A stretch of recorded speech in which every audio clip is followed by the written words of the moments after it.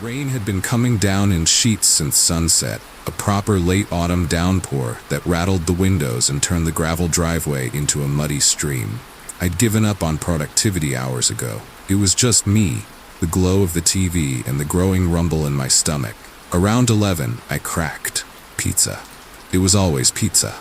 I called Sal's, my usual spot. Got the usual guy, sounded tired, probably ready for his shift to end.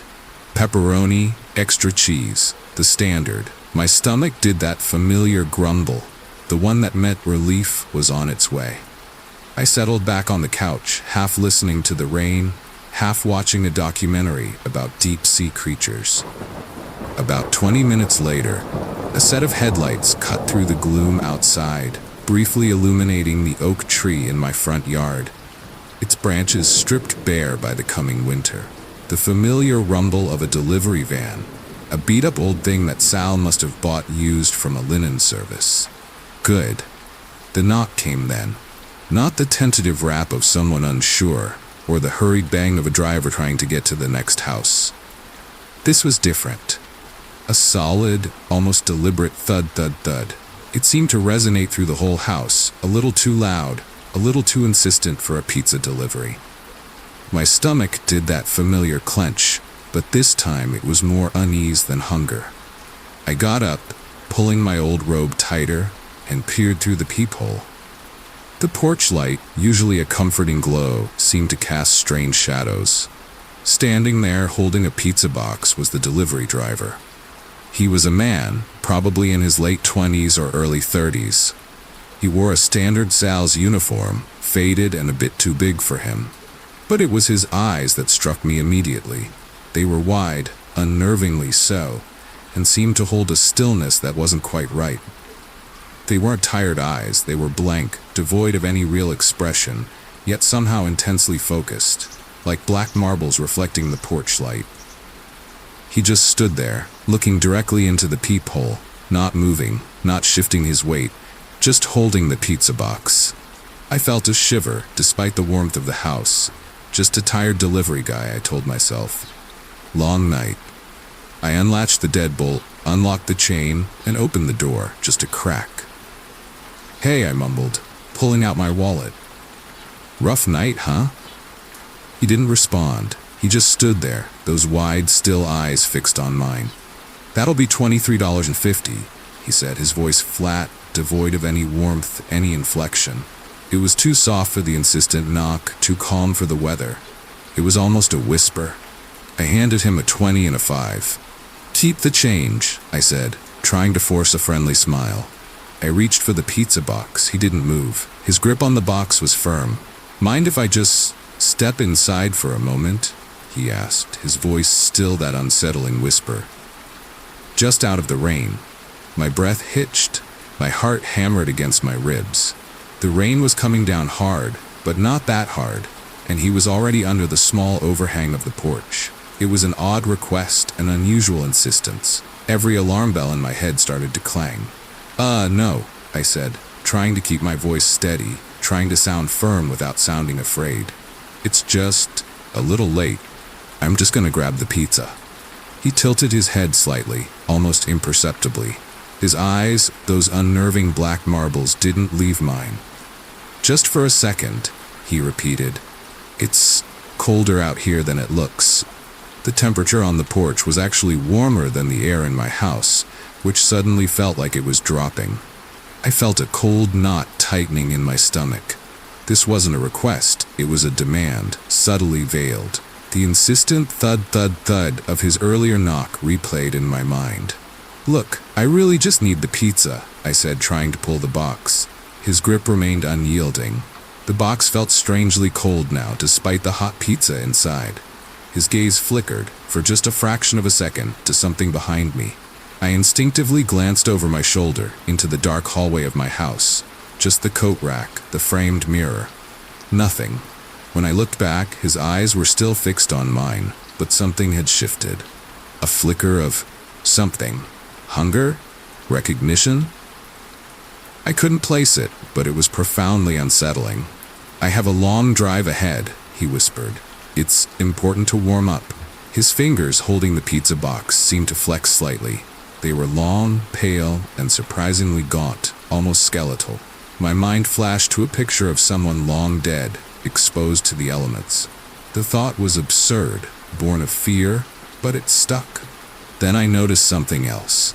Something small, almost insignificant. A faint, almost transparent sheen on his jacket. It wasn't rain. It was dirt. Fine, reddish-brown dust clinging to the fabric. Like someone had been rolling around in dry earth. My mind, usually so rational, began to piece together fragments of things I'd read, things I'd seen on late-night true crime documentaries. The local news reports about that missing delivery driver, the one who'd vanished a few weeks ago out on Blackwood Road. The police had found his empty van, abandoned, a few miles from an old, reportedly haunted asylum. The theories, the whispers. My eyes darted back to his hands, then to his uniform. Sal's Pizza. He was wearing a Sal's Pizza uniform, but I knew the faces of the usual night crew. This wasn't one of them, and he was too still, too quiet, too cold. The realization hit me like a physical blow, stripping the air from my lungs. The unblinking eyes, the unnaturally flat voice, the insistence, the coldness, the dust. He wasn't a tired delivery driver. He was the delivery. And he wasn't here to give me a pizza. He was here to take something. He didn't move. He didn't need to.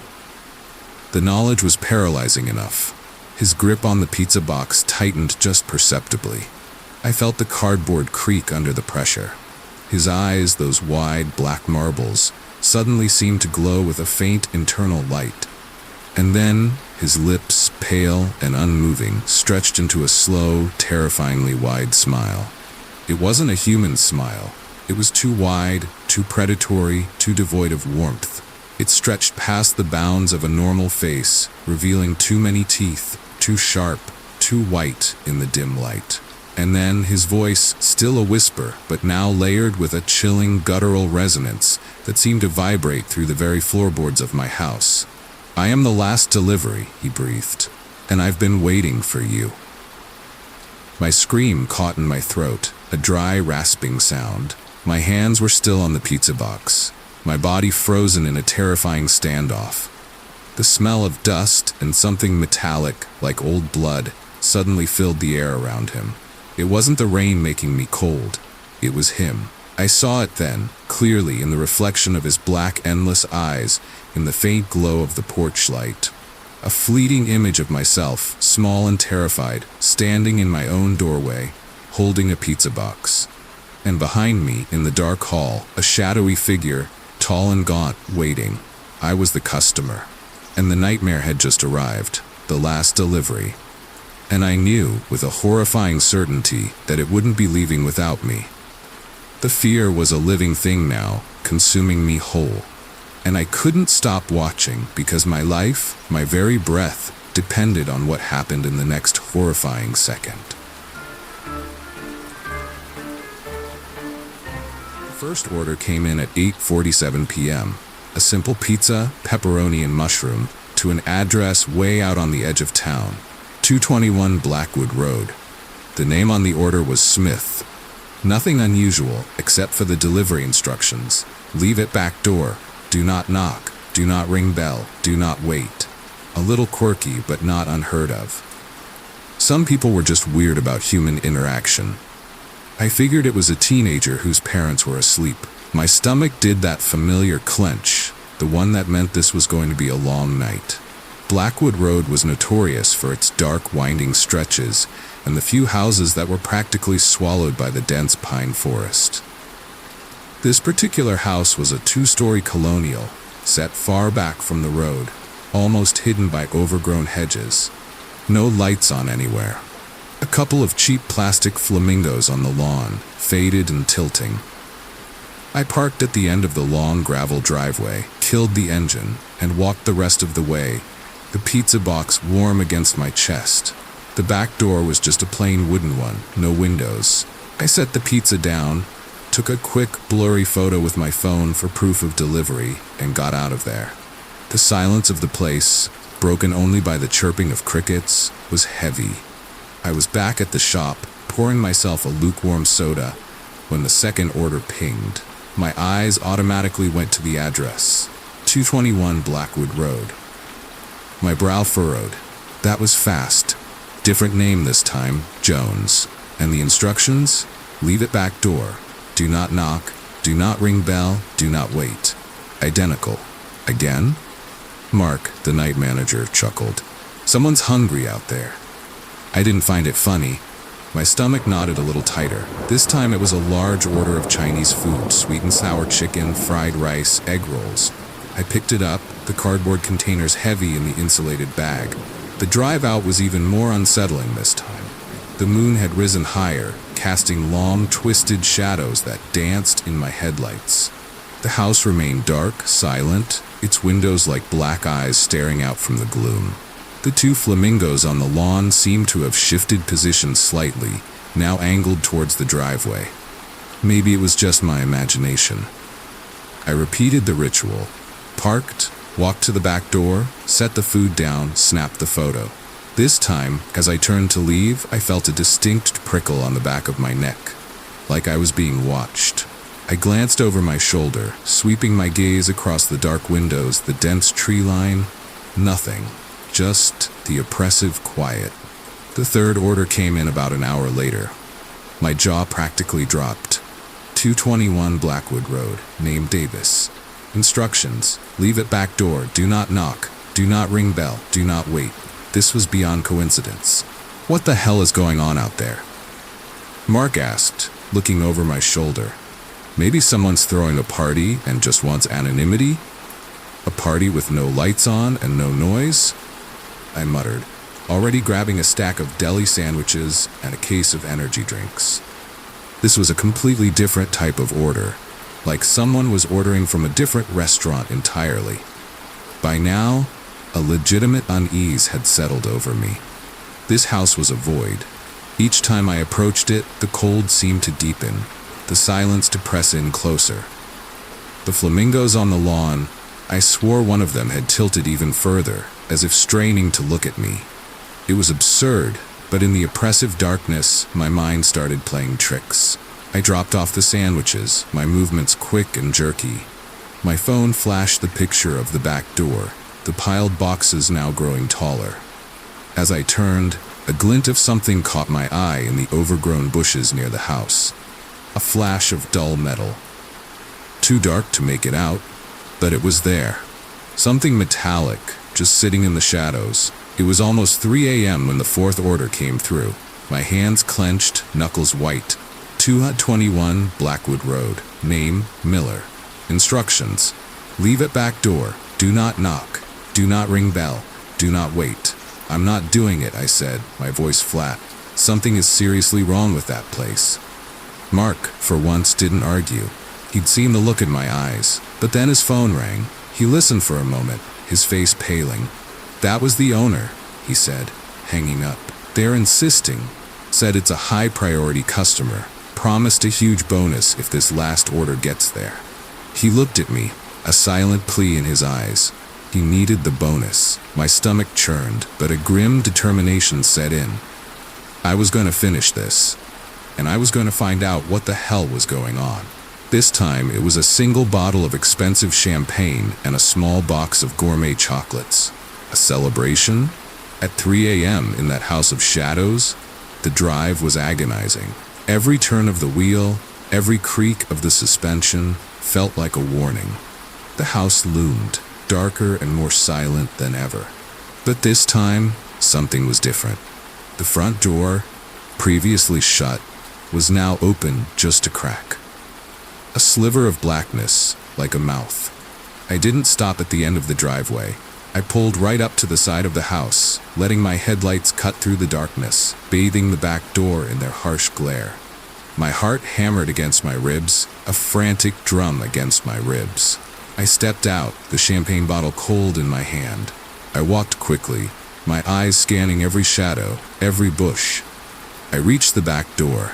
The previous deliveries were still there, stacked neatly. The pizza box, the Chinese food containers, the sandwich bags. Untouched, unmoved. I placed the champagne and chocolates on top of the pile. As I straightened my headlights, shining directly on the back wall of the house, revealed something that made the blood drain from my face. There, almost invisible against the faded paint, were dozens of faint, crudely drawn lines. Not graffiti, tally marks, scratched into the wood, stretching from the doorframe almost to the ground. A grim, relentless count. And then I saw the metallic glint in the bushes again, closer this time, directly under the window. I walked over, my feet dragging, a primal dread seizing me. It wasn't just metal, it was a small, crudely fashioned wooden cross, driven into the earth. And attached to it, fluttering gently in the non-existent breeze, was a small torn piece of fabric. The fabric of a child's nightgown. My eyes snapped back to the house, to the back door, to the untouched deliveries. No one was eating that food. No one was drinking that champagne. No one was there. The sudden, horrifying clarity hit me like a physical blow. The different names, the identical, insistent instructions, the untouched food, the cold, the silence, the sense of being watched. This wasn't a series of deliveries to the house. It was a series of offerings, or perhaps a ritual. And the tally marks, they weren't a count of deliveries. They were a count of something else. Something grim, something awful.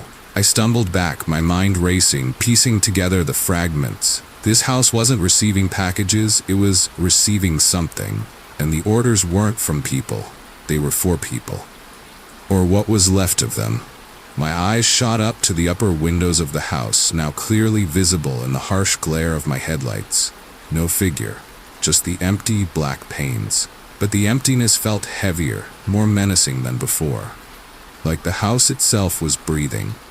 A slow, deep intake of the surrounding darkness. I turned and bolted, not walked, bolted. I ran to my van, threw myself inside, and slammed the door.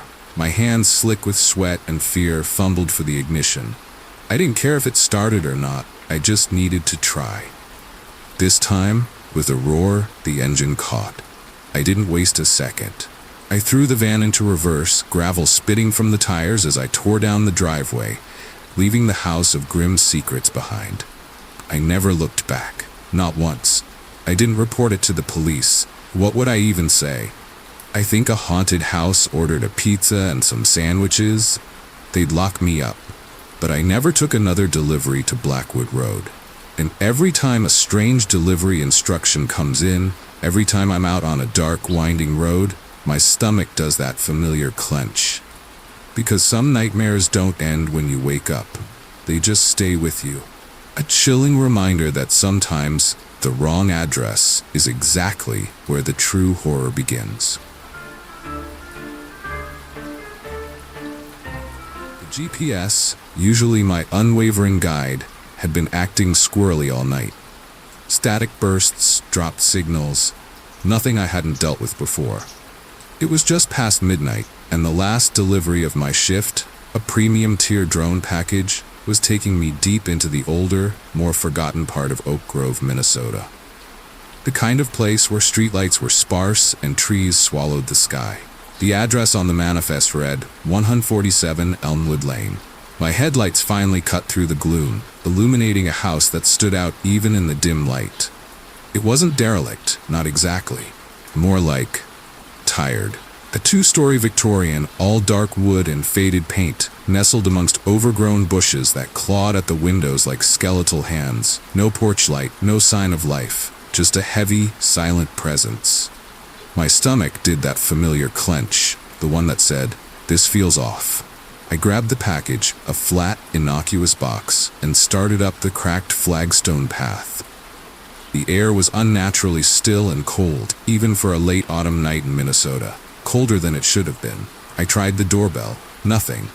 Just a hollow thunk against the old wood. I knocked. 3 sharp raps. The sound seemed to echo, swallowed by the oppressive silence of the place. After a moment, the heavy wooden door creaked open, slowly, as if pulled by an unseen hand. It didn't open wide, just enough to reveal a sliver of darkness inside. "Hello?" I called out, my voice sounding too loud, too exposed in the stillness. "Package delivery." No answer, just the deeper, colder darkness of the interior. I peered into the void. The entryway was empty. No furniture, no pictures on the walls. It smelled like dust and something else, something metallic and faintly sweet, like old blood and rust. My skin prickled. This wasn't just an empty house, it was vacant. Is anyone home? I tried again, my hand still holding the package, half raised. Then I heard it, faint at first, from somewhere upstairs. A scratching, not like an animal, not exactly, more like fingernails, dragging slowly, deliberately across a rough surface. A shudder ran down my spine. It was a dry sound, devoid of life, yet incredibly deliberate. And it wasn't alone. Beneath the scratching, almost imperceptible, was another noise. A soft, rhythmic thump, like something heavy but not quite solid, being dragged, or maybe dropped, over and over. It had a sickening, methodical quality to it. Not human sounds. Definitely not. My heart hammered against my ribs. This wasn't a wrong address. This was a nightmare. My instinct, sharp and undeniable, screamed, "Get out." I took a step back, the package still clutched in my hand. "Wrong address, I guess," I mumbled to the empty doorway, trying to sound casual, trying to convince myself. My eyes darted around the silent, oppressive yard. The shadows seemed to deepen, to coil around the ancient trees. I turned quickly and started back down the path, my boots crunching loudly on the gravel. Every fiber of my being urged me to run, but a strange, terrifying calm settled over me. I needed to get to my car. Now.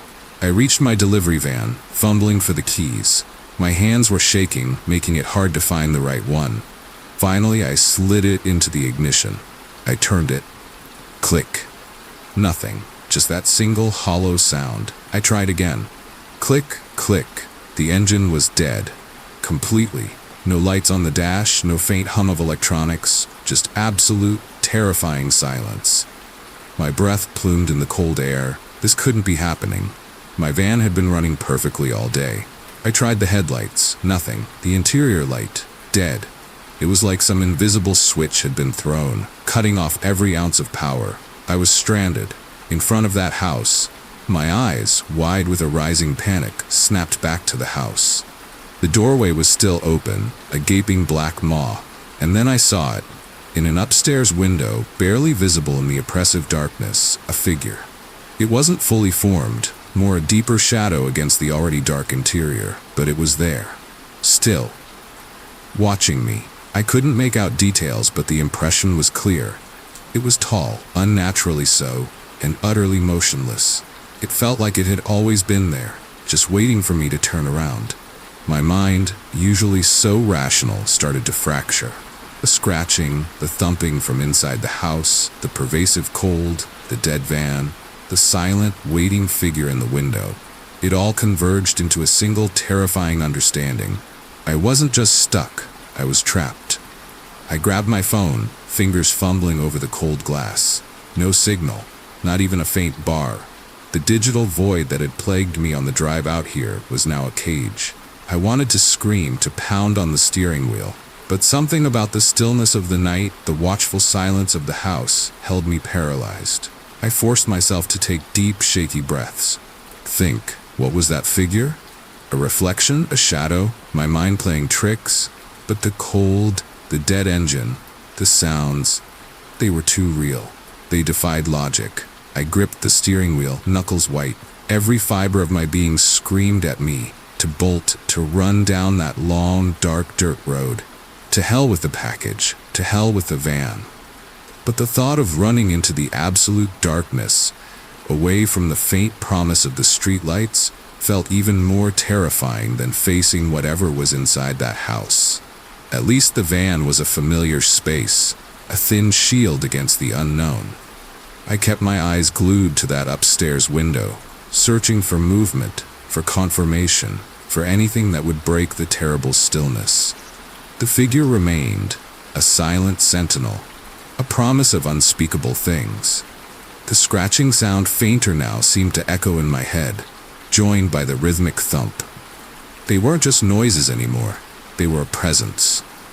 A malevolent energy seeping from the house, wrapping around me, pressing in. I was a delivery driver, just doing my job. Now I was caught in a nightmare I couldn't wake from. The package, still sitting forgotten on my lap, felt like a burning weight. I had come to the wrong address and stumbled into the right nightmare. And as I sat there, shivering in the dead silence, staring at the motionless figure in the window of the phantom house, I knew one thing for sure. Whatever was in there, it had seen me, and it wasn't going to let me go. Not yet. The stillness was the worst part. After that initial jolt of terror, a creeping dread settled in, thick and suffocating. The figure in the upstairs window hadn't moved, not an inch. It was just there, a sentinel of shadow, watching. My eyes burned, fixed on that spot, trying to discern details that the darkness refused to yield. It was tall, unnaturally so, as if it brushed the top of the window frame, and the complete lack of discernible features was more terrifying than any grotesque face could have been. It was pure, unadulterated presence. My heart still hammered against my ribs, but the initial surge of adrenaline had started to recede, leaving behind a cold, hollow ache. I took a deep breath, or tried to. The air in the van felt thin, charged with an invisible tension. I needed a plan. Panic was a luxury I couldn't afford. Not out here. Not with that watching. I tried the ignition again. Click. Still nothing. Not a flicker of life from the dashboard. It was as if an EMP had hit just my vehicle. Or perhaps, more chillingly, just this vehicle, right here, for me. My phone was still dead. No signal, no bars, just a dark, unresponsive screen. This was a direct line to every horror movie trope I'd ever scoffed at. I tried the doors. Locked. Of course they were. I tried the windows. They were stuck fast, the old van's mechanisms rusted solid from years of neglect. I was in a metal box, a prime target. My eyes scanned the interior, desperately searching for anything, any tool, any weapon. The package was still on my lap, cold and inert. A drone package. What good was that? A small, heavy flashlight usually lived in the side compartment, but in my haste, I'd left it on the dash at the house. Great. My gaze drifted to the side mirror, then snapped back to the house. The figure in the window hadn't moved. It was a statue of pure malice, waiting. I thought about breaking a window, but the cold would be instant, and the sound would draw attention. Besides, then what? Run into the darkness? What if that thing wasn't just a shadow in a window? What if it could move faster than I could run? The thought alone made my blood run colder. I had to get the van started. That was my only way out. I remembered a trick my old man, a mechanic, taught me. Check the battery terminals. Sometimes, just sometimes, a loose connection could cause a complete power failure. A long shot, but it was all I had. Taking another shaky breath, I reached for the door handle. It was stiff, protesting with a long, drawn-out squeal as I forced it open. The sound ripped through the silence, making me wince. My eyes darted to the window. The figure was still there, but now I imagined it was leaning, just slightly, like it had picked up on the sound on my desperate move. The cold hit me immediately, sharp and biting, a physical presence. I stepped out of the van, keeping low, trying to be a small target. The air was heavy with the smell of damp earth and something else. Something faintly metallic, like the interior of the house. I crept to the front of the van, flashlight less, relying on the faint ambient light from the distant streetlights. My fingers, numb with cold and fear, fumbled for the hood latch. It popped with another loud, grating sound. I winced again, glancing back at the house. The figure remained, a dark stain against the barely lighter interior. I lifted the hood. The engine bay was a tangle of wires and old metal. I peered down, trying to make out the battery in the gloom. My hands found the terminals, cold and surprisingly slick. I tried to twist them, to tighten them. Nothing felt loose. But as my fingers brushed against the metal, a jolt of static electricity, sharp and painful, shot through me. I pulled my hand back, shaking it. My heart rate spiked, and that's when I heard it again. Closer this time. The rhythmic thump. It wasn't coming from the house anymore. It was coming from behind me. My head whipped around, straining against the darkness. The woods that flanked the house seemed to press in. their branches like skeletal fingers reaching out. The thumping grew louder, closer. It was heavy, wet, and methodical. Not running, but a slow, deliberate dragging. A cold dread seeped into my bones, a terror far beyond anything I'd ever known. It wasn't in the house anymore. It was outside. It was coming for me. I stumbled back, tripping over my own feet, scrambling for the van door. My hand slapped against the cold metal, fumbling for the handle.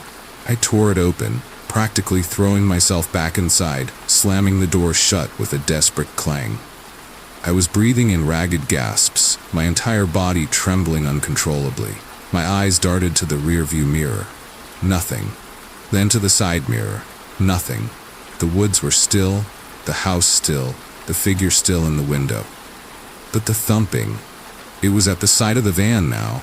A low, guttural, dragging sound, moving slowly, deliberately along the length of the vehicle. And then, it stopped, right beside my driver's side door.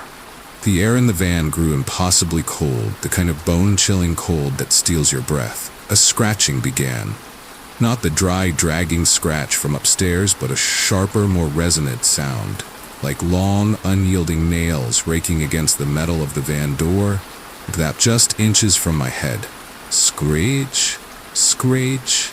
I pressed myself against the passenger door, my eyes squeezed shut, a silent, desperate prayer forming on my lips.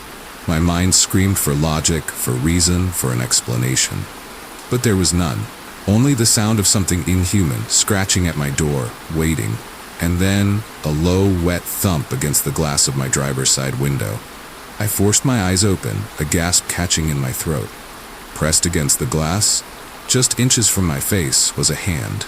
It was pale, impossibly thin, with long skeletal fingers that ended in nails like yellowed talons. It wasn't a living hand. It was too pale, too gaunt, and it seemed to radiate the same unnatural cold that permeated the air. And then, slowly, deliberately, one of those impossibly long fingers began to tap, tap, tap against the glass in a sickeningly methodical rhythm, like it was waiting for me to open the door. My blood ran cold, a solid block of ice in my veins. The scratching stopped, the tapping continued, and from the darkness of the hand, from the void beyond the window, I felt it. A presence, an ancient, malevolent hunger. I was no longer just a delivery driver at the wrong address. I was a delivery, and the nightmare had just begun.